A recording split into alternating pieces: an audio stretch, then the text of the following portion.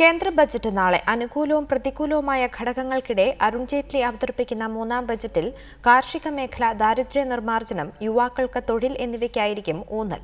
Rubber സംഭരണത്തിന് 500 കോടി രൂപയുടെ package പ്രഖ്യാപിക്കണമെന്ന ആവശ്യം ബജറ്റിൽ ഇടം നേടുമോ എന്നാണ് കേരളം ഉറ്റുനോക്കുന്നത്.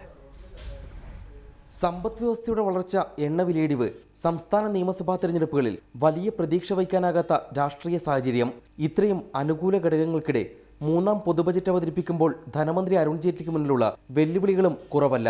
ശമ്പള കമ്മീഷൻ ശുപാർശ, വൺ റാങ്ക് വൺ പെൻഷൻ, ഭക്ഷ്യ സബ്സിഡി എന്നിവയുണ്ടാക്കുന്ന 1.25 ലക്ഷം കോടി രൂപയുടെ ബാധ്യതയാണ് അതിൽ പ്രധാനം.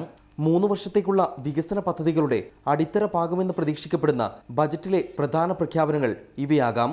പണക്കാരുടെ സർക്കാരെന്ന വിമർശനം മറികടക്കാൻ ദാരിദ്ര്യ നിർമ്മാർജ്ജനത്തിന് ഊന്നൽ നൽകുന്ന പദ്ധതികൾ, കാർഷിക മേഖലയെ രക്ഷിക്കുന്നതിനുള്ള നടപടികൾക്കൊപ്പം ജലസേചനത്തിനും വിള ഇൻഷുറൻസിനും വിഹിതം ഇരട്ടിയാക്കുക, നിലച്ചുപോയ അസൈഡ് പദ്ധതി കയറ്റുമതി പ്രോത്സാഹിപ്പിക്കാൻ വീണ്ടും കൊണ്ടുവരിക, ബാങ്കുകളിലെ കിട്ടാക്കടം ഏറ്റെടുത്ത് പുനഃക്രമീകരിക്കാൻ ബാഡ് ബാങ്ക്, അടിസ്ഥാന സൗകര്യ വികസനത്തിനായി ഇൻഫ്രാസ്ട്രക്ചർ ഫണ്ടിൽ കൂടുതൽ തുക നീക്കിവയ്ക്കുക, പ്രത്യക്ഷ നികുതിയിലും പരോക്ഷ നികുതിയിലുമുള്ള ഇളവുകൾ ധനമന്ത്രി എടുത്തുകളഞ്ഞേക്കും.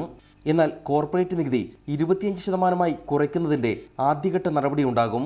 ആദായ നികുതി ഇളവിനുള്ള വരുമാന പരിധി ഉയർത്തരുതെന്നാണ് സാമ്പത്തിക സർവേ ആവശ്യപ്പെട്ടതെങ്കിലും 2.5 ലക്ഷത്തിൽ നിന്ന് ഇത് 3 ലക്ഷമായി ഉയർത്താനാണ് സാധ്യത.